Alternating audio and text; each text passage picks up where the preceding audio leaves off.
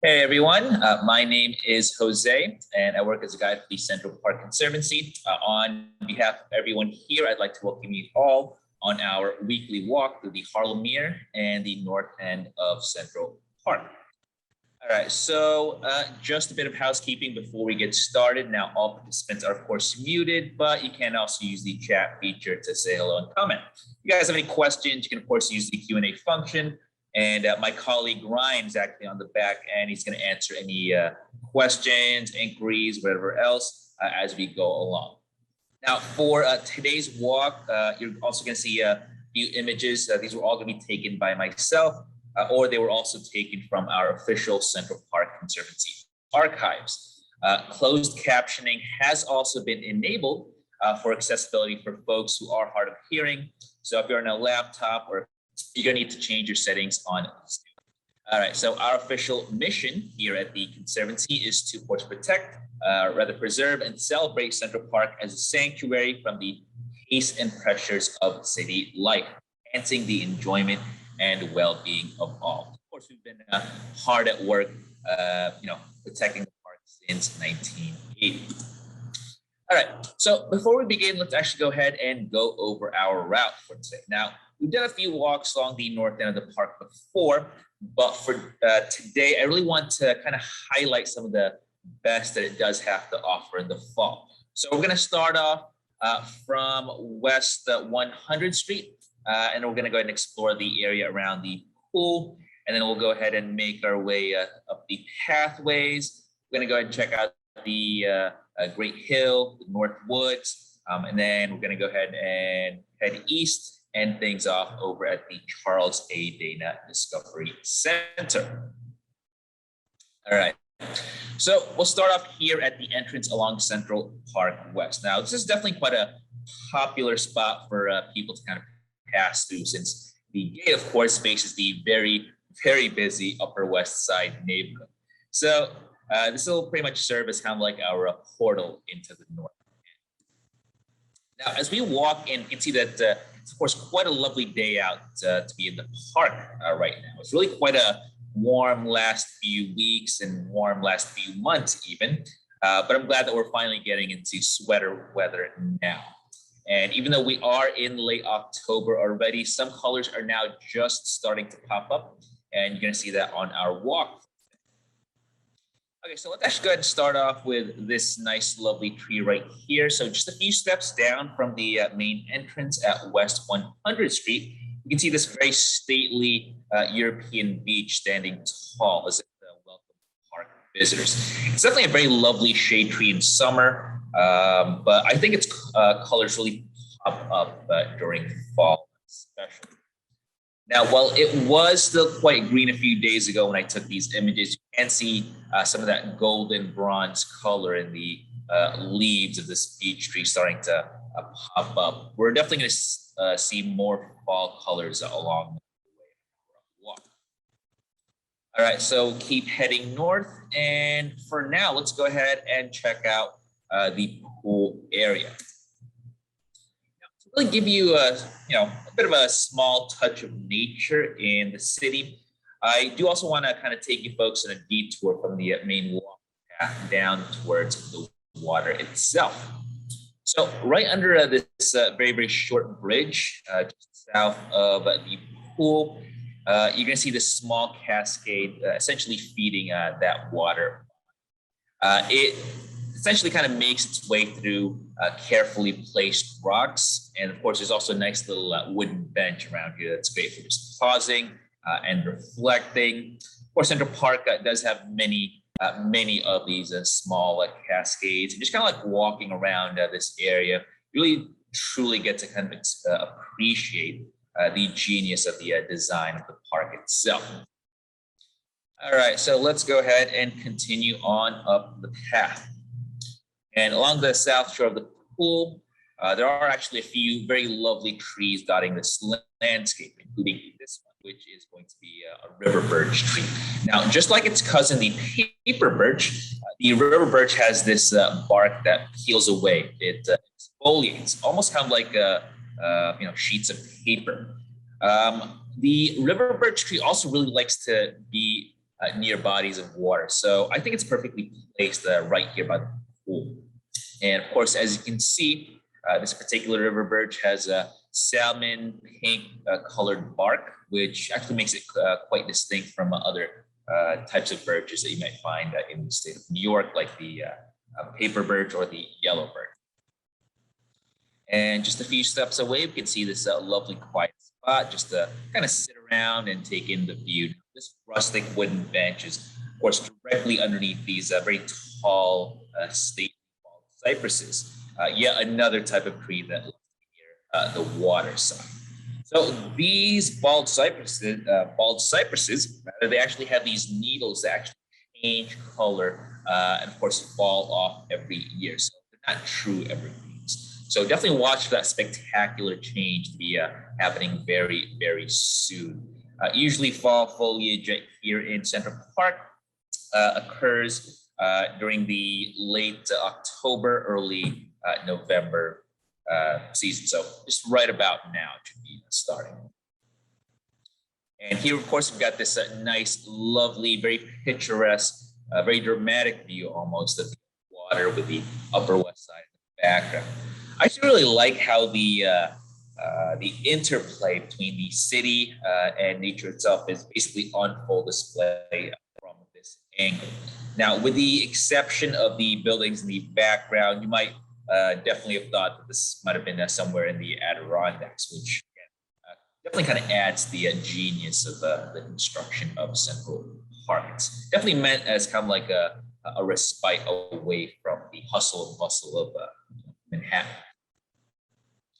Now, if you look directly north from where we're standing, you of course see this very, very red tupelo tree over on the right-hand side. You can see it actually right over here. Of course, it's already starting to display, really lovely shades of red, orange, all sorts of like just amazing, beautiful colors. Right. This, I think, really is a lovely reflection of the achievements here in New York. Right. So it kind of looks like I am getting quite a bit of an audio issue right now. Let me see if I can try to change that a bit. All right, so please let me know if the audio is still a little bit spotty. Now, we are coming to you actually live from Central Park, so things might get a little bit spotty with the audio. But anyways, let's go ahead now and actually let's go ahead and conduct our poll of the day. So I'm going to go ahead and launch our first poll right now. Now, as someone that actually spends quite a lot of time here in Central Park, I'm always in awe that there are really so many beautiful trees throughout so many different landscapes around here. So this week, I do want to ask, do you have a favorite tree in the fall, especially here in Central Park? Now, here in the park, you're going to find there's actually way too many to name, obviously, but among the most common ones on our weekly walk, you're going to find maples, oak trees, beech trees, ginkgo trees, etc. But of course, feel free to let us know in the chat if you have a particular one not listed. So we've got roughly something like 18,000 trees in the park, and we definitely love all of them. All right, so it looks like most folks have done the poll. So let's go ahead and share the results right now.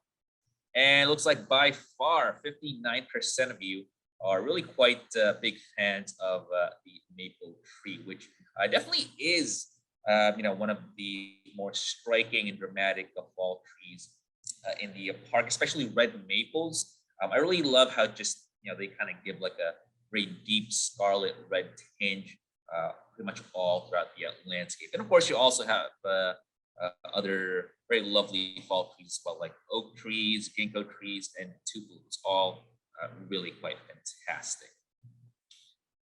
All right, so moving on now, we're going to go ahead and start walking up towards the Great Hill.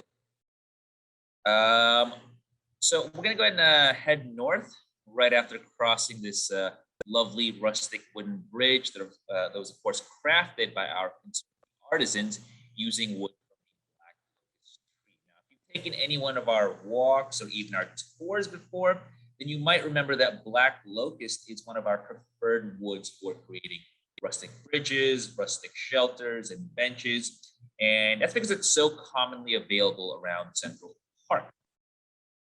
Now, at some point while heading up, we're going to run into these stairs alongside a very accessible paved ramp for folks with strollers or wheelchairs. I think this is an especially awesome example of adding accessibility around the park for visitors with mobility issues.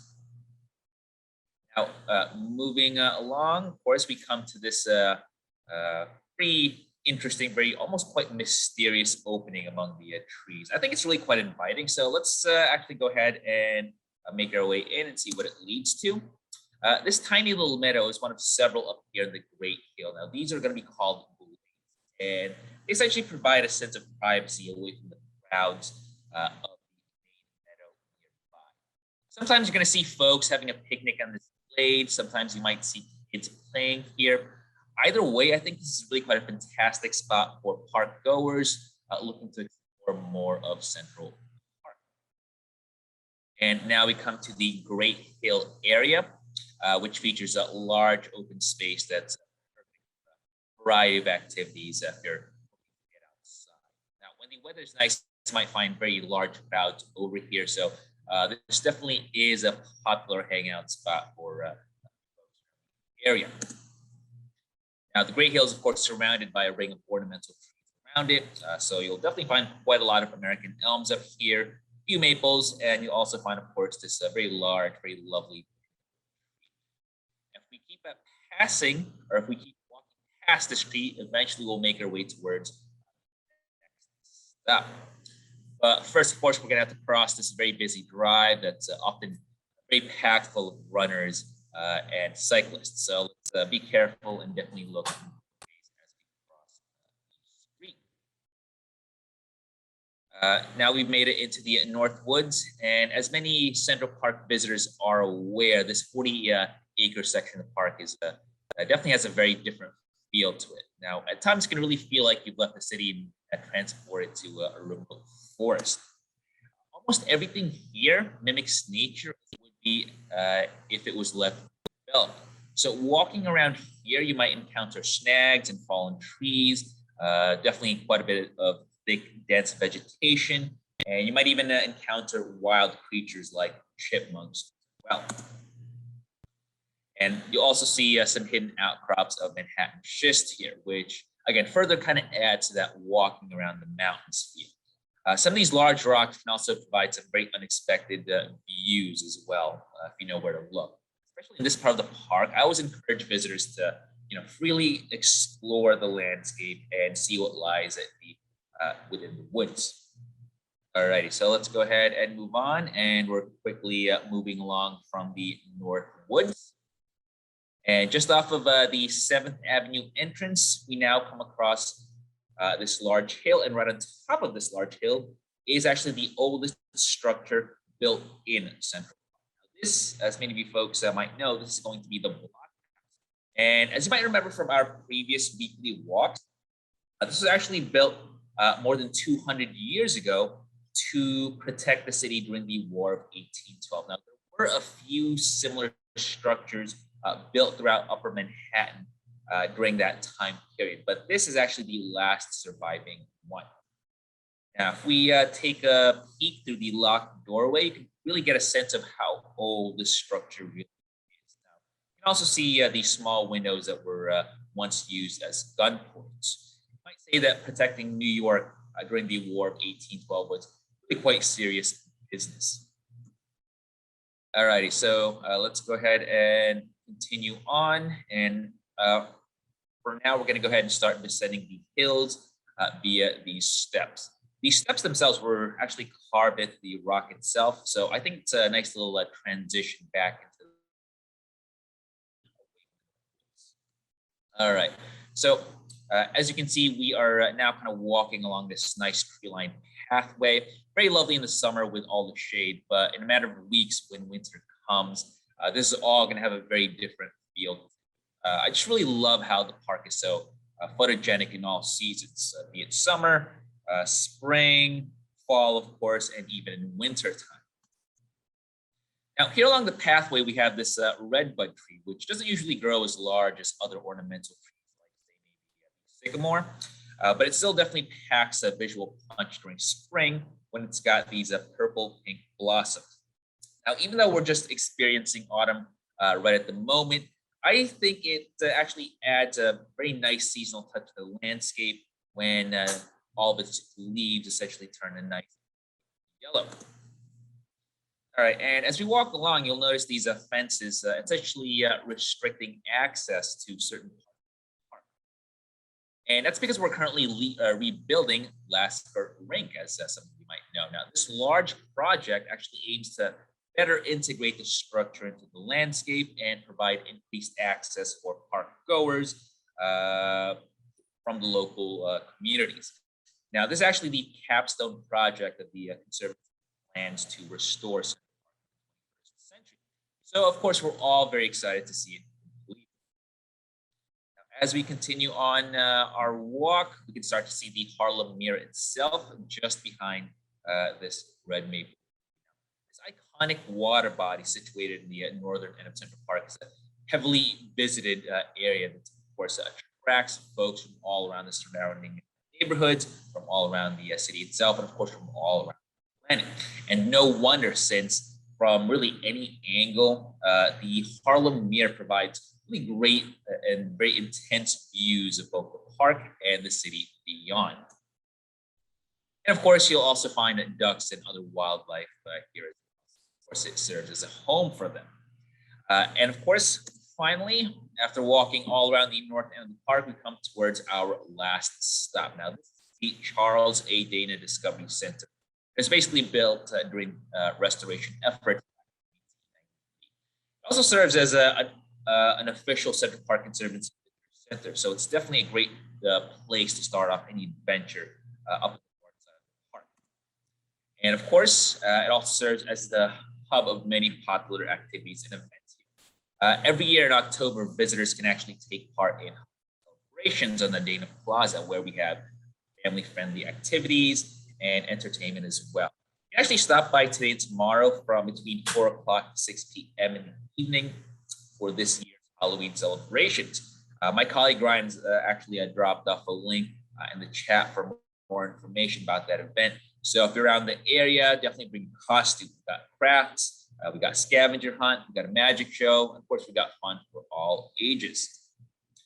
And tomorrow, we'll conclude our celebrations here in the Harlem Meer with our famous pumpkin villa, which I think looks absolutely sublime just as it's starting to get dark now. So definitely bring a carved pumpkin and take part in all the action. Again, you can check the chat section for more details about this event, which is happening today and tomorrow evening.